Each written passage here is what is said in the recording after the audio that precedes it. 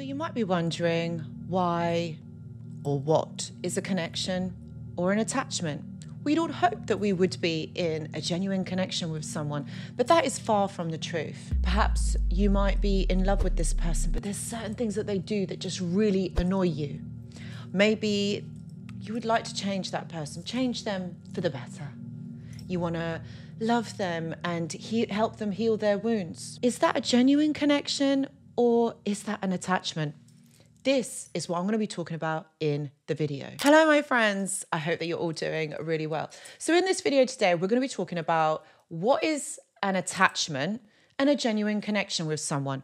We would all hope that we are in a connection with someone, but the reality is it really a connection or is it an attachment? And actually, well, what is the difference? Is there any difference? The thing is, there is a huge difference between a connection and an attachment. Yet it is so confusing because they could actually mean the same thing. And that's what I'm going to be talking about and exploring in this video. My friends, do you know, when we understand what this really is, it will help us to know exactly what type of dynamic we are in with this person or the type of dynamic that we were with someone. So really, this is about you using your discernment and actually being really honest with yourself. So which one is it? And actually, you know what? It probably would be easier for me to explain exactly which one it is. It'll be easier for me to explain what a attachment is versus a connection, because then it'll be easier for you to determine what you're going through or what you have been through. So first of all, let's understand attachments, okay?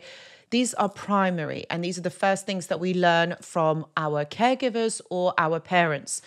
And it is fundamental to us in terms of being able to relate to another person. It is usually taught from our parents or our caregivers. It's like how we relate to them, how we understand that bond that we hold with that person. It's about how we attach ourselves to others. So this is something that is with us for life. Learn it from childhood, goes into adolescence, and then into adult relationships, friendships. And what happens if this goes the wrong way and the attachment might be a little bit negative? It can result in codependency. Codependency is about being dependent on another person's opinion, another person's thought, another person's validation. So what happens is you are dependent on that information. It's like you can't think for yourself because you need the other person to tell you or in a way make you feel better about yourself because they are telling you what to do.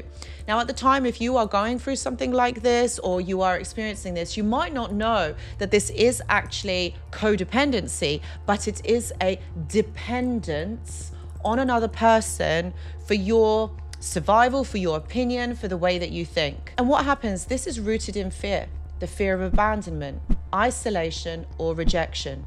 I understand that a lot of us don't like being alone and find it that it is quite challenging, quite scary thought, you know, being alone. Equally isolated. Maybe you don't have any friends. Maybe you don't know many people. And being isolated from people that you know or that you love can be quite scary as well. And also being abandoned. These are primary core wounds of some people. So being triggered or feeling like you're going to be abandoned, this will make you feel a certain type of way. And attachments can get unhealthy if there are unmet needs. Usually there are unmet needs, past woundings or expectations. Now, look, I understand we have expectations of others. We expect someone to be home at a certain time. Maybe we expect someone to call us at a certain time. Maybe someone needs to check in with you at a certain time, or why didn't this person call back, or why didn't this person do this? Think about it. These are all expectations from another person. And then what we do tend to do is think the worst. And so we then start to build up resentment. And then we build up this resentment. We build up scenarios in our head like, why this person hasn't contacted us? Why this person said this? And so we tend to overthink it and make up these scenarios, situations, these thoughts in our head. It builds up animosity. And what it does is it leads to arguments, because you're arguing, you're getting irritated because that person didn't do what you wanted them to do. that is also in a way controlling. However, don't get this twisted, my friends. Oh no, my friends, don't get this mixed up, because, you know, you could say that this is all about boundaries as well. Sure, if someone said they're going to call at a certain time, or someone said they're going to come and see you at a certain time, and they don't arrive or they don't come, don't jump to the first conclusion or the worst conclusion that, oh, they don't like you or they don't want you. Okay, don't get me wrong. If someone's ghosted you or if someone hasn't called you back, like, understand that that person probably doesn't want to speak to you. Yeah, but if that person, you know that person's going to call you back, or there is no issue with them, then you know what? Just give them a bit of space, give them a bit of time. Maybe they have run into traffic. Maybe they've met someone, you know, their friend or whatever, and they're talking. It's all about, do you know what? This is about using your discernment, my friends. I know every situation is going to be different, but the point that I'm trying to make here is that having expectations of others is a direct cause of unmet needs, and it is rooted in ego. And sometimes what happens is we want this person to fulfill us or to satisfy us. Again, that's not their job. It's about you and being able to understand and accept that person as they are without trying to control the outcome, control the situation. You see, narcissists do this. Narcissists do this kind of stuff all the time. And you know how it feels. Like, it's horrible. So someone who is trying to control or manipulate an outcome, like, I know narcissists are next level, but you know, when someone's trying to control an outcome, it becomes really suffocating. And so you don't like it. It's horrible. So that's what we need to bear in mind. All of this, there's levels to this, of course. However, this is where I'm asking you to use your discernment. You see, this is the thing with narcissists. You know, they have unmet needs and they have abandonment issues. And all this leads to an attachment disorder. That's it, an attachment disorder, where all of these things that I've listed before are exasperated. These things are on another level, on a pathological level. Okay, and it makes it very difficult to be able to relate, to be able to, in a way, in an essence, connect to that person, because the narcissist or the toxic person has an agenda, has these expectations of you. And it's almost as though, like, they have this judgment on you because they don't actually accept you for who you are.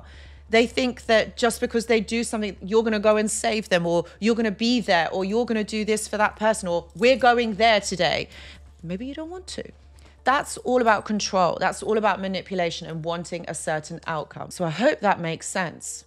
Next, we have the connection. Connections are very rare, my friends. Yes, they are. They're very rare. Connections are based on mutual understanding, where two people understand, respect, and they just generally get each other. There are no expectations. There are boundaries because they respect one another. They're not going to try and intentionally hurt the other person. It's about acceptance. That person sees them and accepts them for who they are. They don't want to change them. They don't need to change them. They just accept that person as they are. There is a sense of emotional safety in a connection. You know you can trust this person. You can be yourself. You can bring your authentic self to the table. And that's what makes it really beautiful, is that you don't have to hide yourself. You don't have to hide or adapt the way that you think or the way that you behave, because you're not meeting that other person's expectations or ideals. You can just be who you are. You know you're not going to get judged. There's a deep bonding and empathy that allows two people to grow in this connection. There isn't a judgment. There isn't a like putting that person down. You two can just grow. Each person wants the best for the other. You can be free. Ultimately, it's emotional freedom. You can be whoever you want to be without the judgment. And this type of connection is not rooted in fear and unmet needs. You see, when you're in a connection with someone, it's a genuine bond. You can be you. With an attachment, there are conditions to this. So ultimately what I'm saying is conditional love versus unconditional love for that person. And having unconditional love for someone can be challenging if you haven't healed yourself first. You don't see that person. You want to mold them into something else. And that's indeed what a narcissist or a toxic person wants. So guys, I really hope that this video has helped you to understand the difference between a connection and an attachment. And which one were you in? Please type in the comments section below which one you think that you were in with a narcissist or the person that you are with now. I really love to hear your experiences. Guys, please share this video. If you think that it will help somebody else, please like it as well. Please give it a thumbs up and do subscribe if you haven't already. Thank you so much for watching.